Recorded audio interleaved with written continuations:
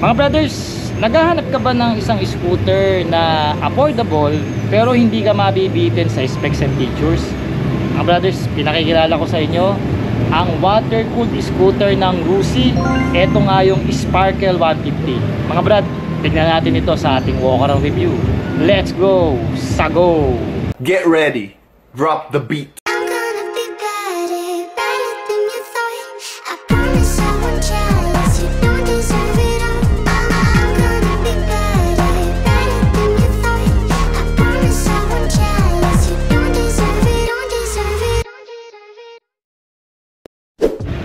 Here is mga brothers, ang bagong water-cooled scooter ng Rusi. Ito nga yung Sparkle 150 EFI. Mga brad, ito hindi sa pinopromote ko sila dahil ako wala naman akong bayad sa company ng Rusi.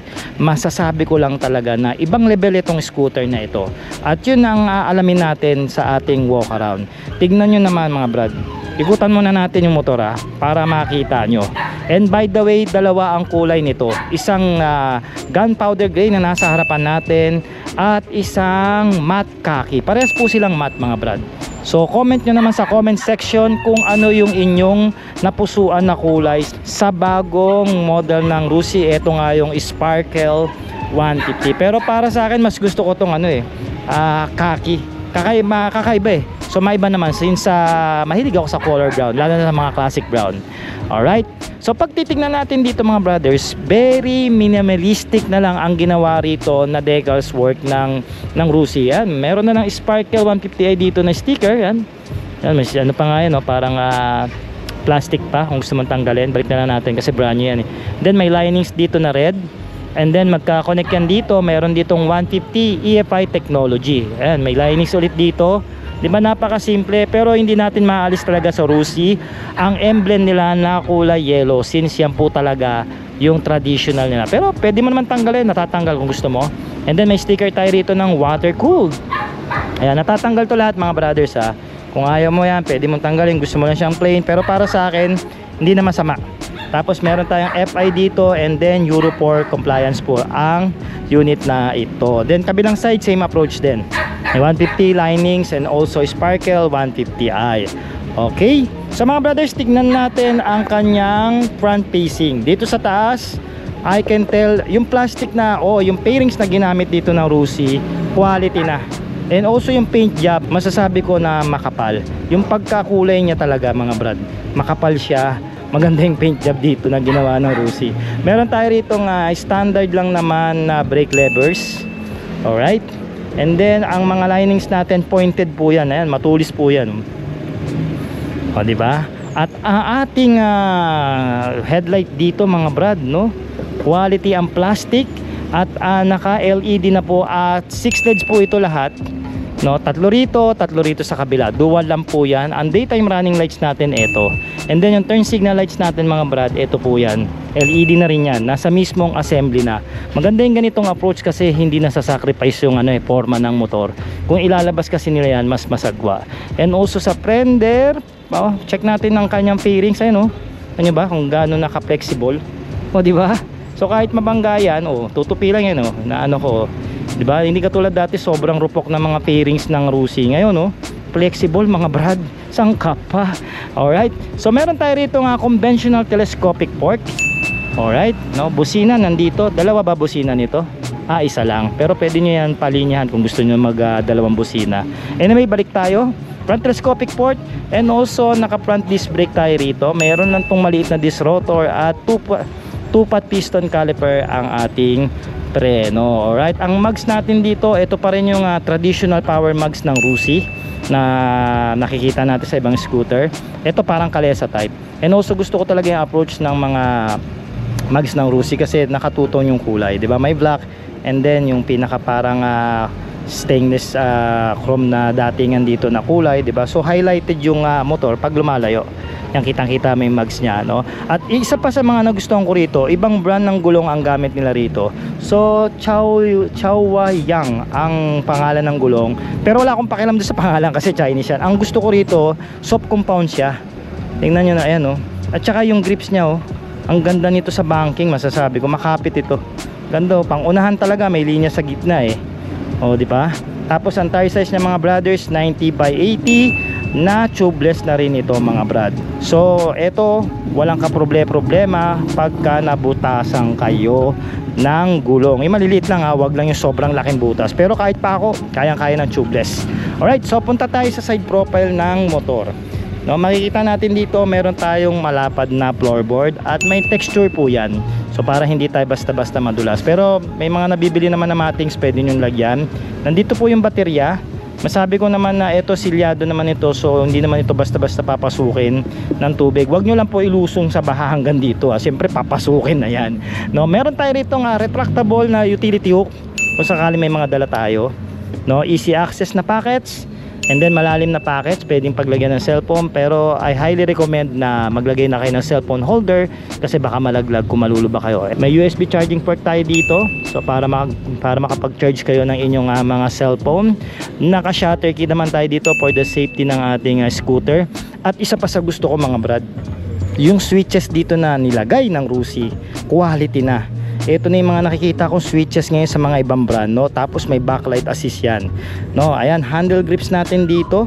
Masasabi ko na pwede na pang large na kamay, sakto siya. May N-bar tayo dito, no? Tapos ang ating electronic starting, ang ating bukasan ng ilaw, at ang matindi rito mga brad, meron siyang stop start system. Ayan, no? Pwede mong on, pwede mong off, bahala ka. Pero ako ino-on ko kasi ang laking katipiran sa gas. Tapos sa kill switch, no? Tapos meron tayong negative style dito na digital meter. Sayang hindi lang naka-activate no? Pero syempre basic lang naman to. Speed meter, odometer mo, RPM, tapos yung mga indicators yan, left and right, engine check, high beam indicator, tapos select at saka set. Tapos may proud ownership dito ng Rusi. Ito kahit paano naging chrome ito, maganda yung tignan, no? Tapos dito sa kabila meron tayong hazard switch, di ba? Tapos ang horn, left and right, low beam, high beam, tapos scooter may flasher, saan ka pa, di ba? Same approach ang ating handle grips dito, and then ang lagayan ng ating side mirror, di ba? Panalo. Alright, dito naman sa upuan mga brad, upholstery niya naman, I can tell na ordinary lang yung nilagay na Rusi, pero sa kanila na rin tong upholstery. Pero sabi ko nga makapal, wala siyang stitches, rekta na to. Nandito na yung pinaka ano yan, pinaka stapler yan dito sa ilalim, no? Rekta na yan. And then ang ating linings dito okay naman, no? Much more modern tsaka ang approach niya, and then pasubsob lahat ng linings, no? For the aerodynamics, no? So simple lang, black and gray lang naman ang kulay niya, wala naman na iba. At ang pinaka gusto ko dito, meron siyang solid na plastic na grab bar, pero mga brad, provision siya lagyan ng top box. Ayan, no? Diba? So paglalagyan nyo na lang to ng top box bracket na universal, pwede na kayo maglagay ng top box nyo. So hindi na kayo magpapagawa ng mga custom made. Alright, so pag binuksan natin yung under seat, ayan, kasya ang isang helmet, no? So kukunin ko yung helmet ko para siguradong kakasya nga, no? Teka lang. So ito mga brothers, try natin ipit, no? Ito open face na ito na classic helmet ng Mokem. Tingnan natin kung kakasya. May umbok naman dito. So tignan natin.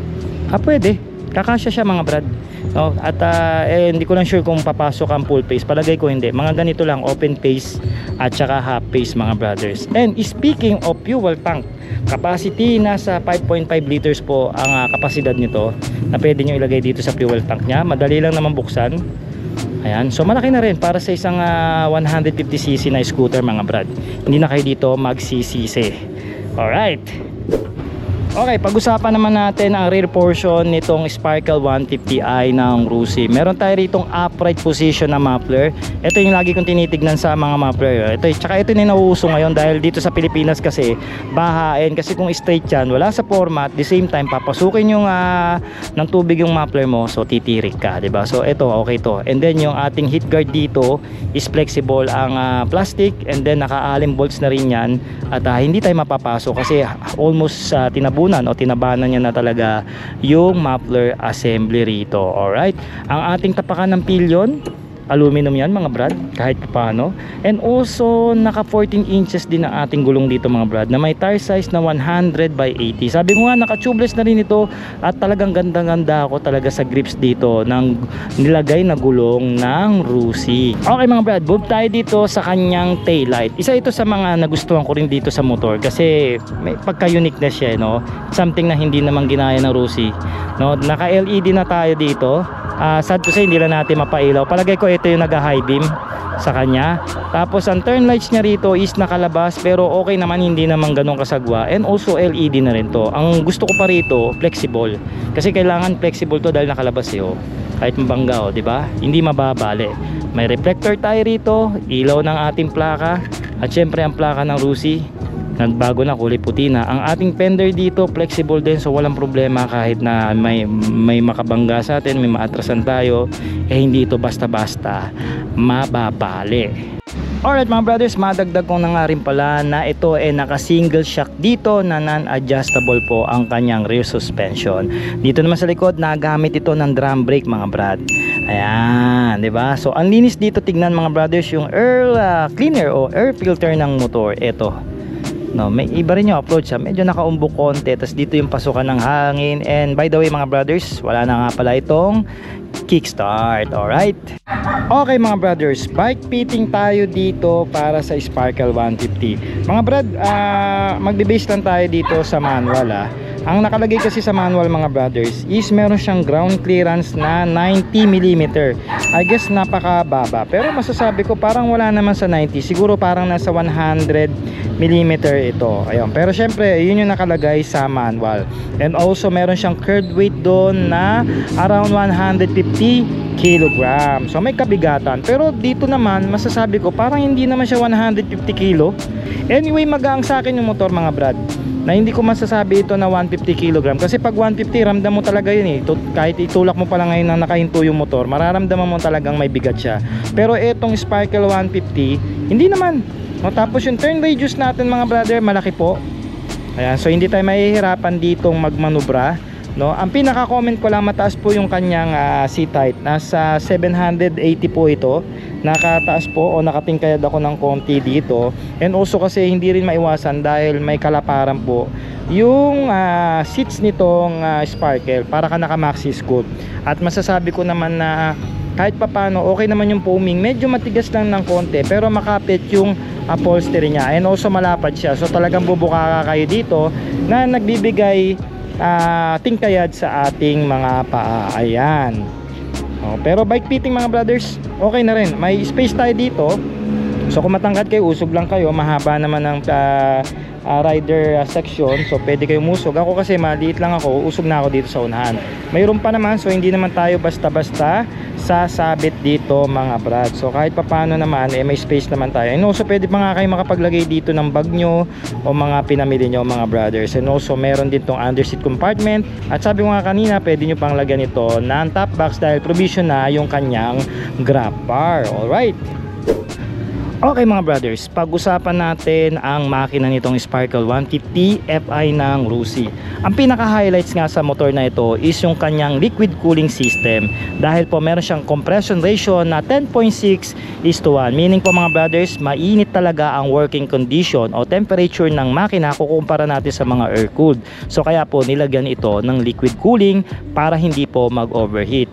Pangalawa mga brothers, naka-fuel injected na ito, so kahit papano, dahil 150cc siya, matipid pa rin ito sa gasolina. Siguro maglalaro lang ng 40 to 45 km per liter ang fuel consumption nito. So mga brothers, meron itong 149cc single cylinder, dalawa yung bulbs niya na single overhead cam. And then pagdating naman sa kanyang power o yung kanyang dulo, meron itong 14.1 at 8,250 RPM. And then pagdating naman sa torque, meron siyang 14 Nm of torque at 6,000 RPM. Para sa akin hindi na masama. And also take note mga brothers, hindi po ito GY6 engine, no?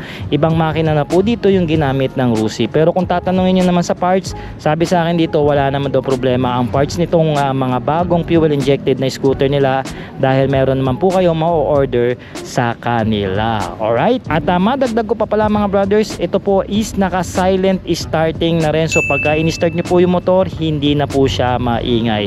So yun po yung mga binayaran yung features dito kay Sparkle 150, no? Naka silent starting, stop start system, yan po, no? Syempre all LED yung kanyang ilaw, and also naka digital meter na rin yung panel niya with the quality switches, no? And also meron din siyang USB charging port. Alright,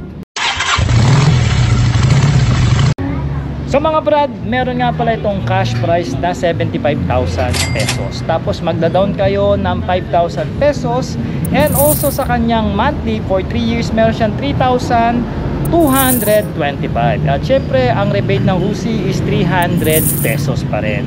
So mga brothers, mag-comment naman kayo ng yes kung nagustuhan nyo ang ating walk around review dito sa bagong water cooled scooter ng Rusi. Ito nga yung Sparkle 150. At syempre, huwag niyo naman po kalimutan i-share ang ating episode dyan sa Facebook, at malaking tulong po yan.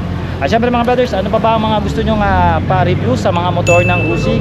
Comment nyo na rin. At see you soon for the next vlog. Mga brothers, maraming salamat. Ride safe and cheers.